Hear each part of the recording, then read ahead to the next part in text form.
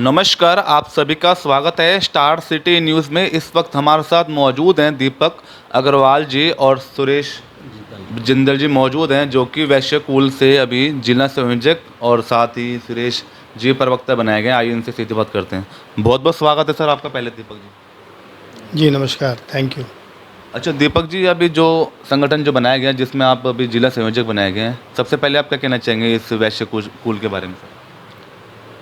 वैश्य कुल संगठन हमारे माननीय विष्णु मित्तल जी, जो इसके राष्ट्रीय संयोजक हैं, उन्होंने दिल्ली के अंदर जिस प्रकार से वैश्य समाज को राजनीतिक दलों द्वारा अपेक्षित किया जा रहा है, उसकी दृष्टिगत रखते हुए सभी वैश्यों को, सभी अग्रवाल बंधुओं को जोड़ने के लिए ये संगठन तैयार किया है कि जिससे हम दिल्ली के वैश्यों में एकता स्थापित कर सकें और उनको भी हर क्षेत्र में आगे बढ़ाया जा सके।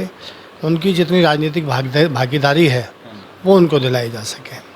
सुरेश जी, आप जो जुड़े हैं इस वैश्य कुल से, मेन इसका जो उद्देश्य आगे के लिए क्या है सर? इसका उद्देश्य ये है जी, हम जितने भी हमारे समाज के लोग हैं जो बिखरे हुए हैं उनको इकट्ठा करना है, एक मतलब उस झंडे के नीचे लाना है सबको। हमारा मेन उद्देश्य यही है। तो बेसिक जो वैश्य समाज में जो भी समस्या आती है सर, किस किस तरह की समस्याएं बहुत तरह की हैं हमारे समाज के अंदर। अच्छा, हाँ जी, उसी समस्या के लिए ये वैश्य कुल बनाया गया है। मतलब सर वैश्य समाज हर चीज़ में बढ़ चढ़ के हिस्सा लेता है, चाहे व्यापार से संबंधित हो, मतलब जो भी सुविधाएं जो मिलनी चाहिए वैश्य कुल को वो नहीं मिल पाती अगर राजनीतिक दृष्टि से अगर हम बात करें। राजनीतिक दृष्टि से हमारा बिल्कुल भी कुछ नहीं मिल रहा हमें, मतलब ना कोई पूछ रही पार्टी को बिल्कुल भी। तो इसी की वजह से हमने ये वैश्य कुल बुलाया है। क्या लगता है इससे मतलब कुछ आगे मांगे आपकी जो है विष्णु मित्तल जी कुछ सुनवाई करेंगे सर? हाँ जी, बहुत आगे लेके जाएंगे, हमें पूरा विश्वास है। चाहूँगा सर, अभी हम जैसे आपके न्यू अशोकनगर में मौजूद हैं, बेसिक क्या हालात हैं, क्या समस्या है इस क्षेत्र की? बहुत हालत ख़राब है, ना रोड सही है, ना पानी गंदा आता है यहाँ पर। अच्छा। ना कूड़े का कोई समाधान है। अच्छा, समस्याएं बहुत है। समस्या बहुत है सर। यहाँ के विधायक कौन है? रोहित मेहरोली। रोहित मेहरोलिया जी। तो यहाँ से जीते हैं तो कोई क्षेत्र में ध्यान नहीं दिया। नहीं, कोई ध्यान नहीं दे रही जी। अभी पार्षद की अगर बात करें, संजीव जी को भी आज 6 महीने हो चुके। अभी आए हैं, अभी कर रहे हैं कुछ, वो लगे हैं। किस तरह की शुरुआत हुई सर साफ सफाई को लेकर? अभी साफ सफाई अभी पहले की तरह नहीं है, अभी पहले से डाउन ही है, अभी डाउन ही है। हाँ जी। तो क्या अपेक्षा रखते हैं आप संजीव जी से आगे? मतलब अपेक्षा पूरी है जी, उनको बोला गया, उन्होंने बोला है हमसे, करेंगे हमारा। अच्छा दीपक जी, आपसे मैं सवाल कर सकता हूँ, अभी जैसे G7 को लेके अभी जो मोदी जी जापान का दौरा करने गए हैं सर, तो इसके बारे में आप क्या कहना चाहेंगे? मोदी जी एक राष्ट्रीय नहीं अंतर्राष्ट्रीय नेता हैं और अंतर्राष्ट्रीय स्तर पर हर देश के नेताओं से उनकी जानकारी है, पहचान है और बड़े से बड़ा देश उनका मान देता है। जैसा कि आपने G7 की मीटिंग में देखा भी कि किस प्रकार से अमेरिका के राष्ट्रपति जी बाइडेन खुद उनके पास आए, उनसे गले मिले। ये अपने आप में एक बहुत बड़ा सराहनीय है कि हमारे भारत देश के प्रधानमंत्री को अमेरिका जैसे देश के नेता आकर गले लगा रहे हैं। ये अपने आप में बहुत बड़ी बात है। और मोदी जी भारतवर्ष की समस्याओं, क्योंकि प्रधानमंत्री हैं कि उनकी समस्याओं को सुलझाने के लिए तो हमेशा तत्पर हैं ही हैं, साथ ही साथ विदेश के जितनी भी समस्याएं हैं, जो विषय आते हैं, उन विषयों पर भी वो पूरा अध्ययन करते हैं और उन पर भी अपना पूरा फोकस करते हैं। जैसा कि अभी सुनने में आया है कि आज वो यूक्रेन के राष्ट्रपति ज़ेलेंस्की जी से भी मिलेंगे।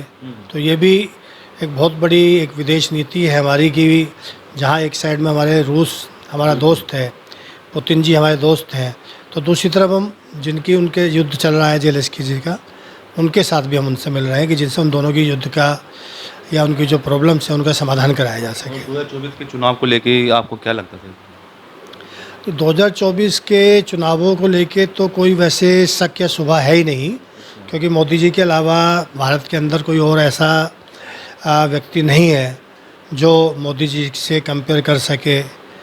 मोदी जी ही प्रधानमंत्री बनेंगे तो एक निश्चित है। मगर तो कर्नाटक चुनाव को जिस तरह आपने देखा कि प्रचंड जो जीत हुई है कांग्रेस की, जो भाजपा को जो इतना बुरी तरह हराया, क्या इससे कुछ लगता है आपको नुकसान आगे होगा? भारतीय जनता पार्टी की 2 या 3 बार से सरकार वहाँ लगातार चलती आ रही है और जब लगातार 10-12 साल से सरकार चल रही होती है तो पब्लिक के अंदर भी कहीं ना कहीं होता है कि कुछ परिवर्तन आना चाहिए, कुछ चेंज आना चाहिए। कुछ हो सकता है कि जो वहाँ की प्रदेश की सरकार रही हो, उसने जो वहाँ के लोकल इश्यूज हैं, लोकल जो समस्याएं हैं, उन पर पूरी तरह से ध्यान नहीं दिया हो, तो जिसकी वजह से ये हमें हार का स्वाद वहाँ पर जो है हार की बात आई हम लोगों के सामने। अब इस हार से भी हम सबक लेंगे, क्योंकि भारतीय जनता पार्टी का हर कार्यकर्ता हर समय चुनाव के लिए तैयार रहता है, आगे बढ़ने के लिए तैयार रहता है। अब हमें इस हार से सबक लिया है और आगे आने वाले जो प्रदेश के चुनाव हैं, चाहे वो लोकसभा के चुनाव हैं, उनके अंदर अब ये निश्चित मान के चलिए कि इस हार के बाद उन सभी स्टेट में भी और लोकसभा चुनाव के अंदर भी भारतीय जनता पार्टी का जीतना निश्चित हो गया है। अच्छा, आप कोई सेवा भी कर रहे हैं सर? मतलब लोग कोई भी समाज की दिक्कत जो भी आती है? हाँ, समाज की सेवा बहुत चल रही है हमारे यहाँ। हमारे यहाँ एक होम्योपैथिक डिस्पेंसरी चल रही है। अच्छा अच्छा। वो सिर्फ 5 रुपये की पर्ची कटती है, 1 हफ्ते की दवाई देते हैं उसमें। एक फिजियोथेरेपी सेंटर चला रखा है यहीं पर हमारी धर्मशाला में, अच्छा अच्छा। उसमें 100 रुपया मात्र लेते हैं। और ब्लड टेस्टिंग का मतलब कम रेट पे और डॉक्टर बिठाया हुआ है। हाँ जी। हमारे माननीय वीरेंद्र सचदेवा जी प्रदेश के अध्यक्ष बनाए गए हैं, और जब से वो प्रदेश अध्यक्ष बने हैं, और हमें तो खुशी इस बात की है कि वो हमारे ज़िले से भी हैं, मयूरभंज ज़िले से ही हैं। तो जब से वो प्रदेश अध्यक्ष बने हैं, उन्होंने हर छोटे से छोटे पॉइंट को, हर छोटे से छोटी समस्या को आगे रखने का प्रयास किया है, और उसके लिए आंदोलन भी किए हैं और आवाज़ भी उठाई है। जैसा आपने अभी क्वेश्चन कर रहे थे कि भाई केजरीवाल ने किस प्रकार से एक भव्य बंगला और इतना पैसे का वहाँ लगाया है, तो ये गलत है। जब वो कहते हैं कि मैं सादा आदमी हूँ, आम आदमी हूँ, मुझे चप्पल में रहने की आदत है, मुझे आधी बाजू की शर्ट में रहने की आदत है, जब वो सब इतना करते हैं तो उसके बाद भी वो शीश महल बनाने की उनको क्या आवश्यकता पड़ी कि घर में स्विमिंग पूल भी चाहिए, घर में जो है AC भी चाहिए, घर में जो है रिमोट वाले पर्दे भी चाहिए। तो ये तो एक खास शादी में को चाहिए होते हैं, आम आदमी की तो जरूरत होती नहीं है इसकी। तो विरोध इस बात का नहीं है कि उन्होंने वो खर्च क्यों किया, विरोध इस बात का है कि जब वो एक आम आदमी है तो वो इतनी सारी चीज़ों का उपयोग क्यों करना चाहते हैं, क्यों उपभोग करना चाहते हैं कि हाँ, तो इसलिए विरोध किया जा रहा है।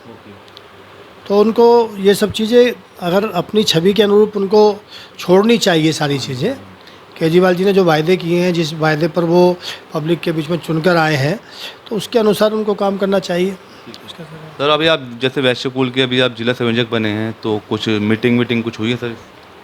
हाँ, वैश्य कुल की हर महीने मासिक बैठकें हो रही हैं, जिसके अंदर हमारे सारे पदाधिकारी आ रहे हैं, और जिस क्षेत्र के पदाधिकारी हैं अपने अपने क्षेत्र के अंदर वो वैश्य समाज के सभी लोगों को अपना सदस्य बना रहे हैं, वैश्य कुल में सदस्य बना रहे हैं, मेंबर्स बना रहे हैं।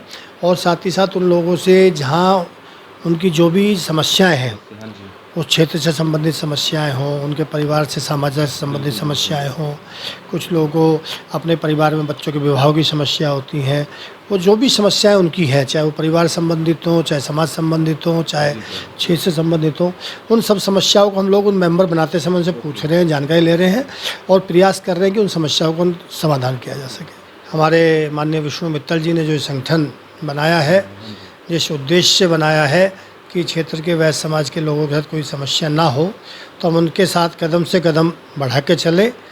हम उनको अपने नेतृत्व के रूप में देखते हैं, वो हमारा नेतृत्व बन के आगे बढ़ेंगे और वैश्य समाज का नाम रोशन करेंगे। धन्यवाद।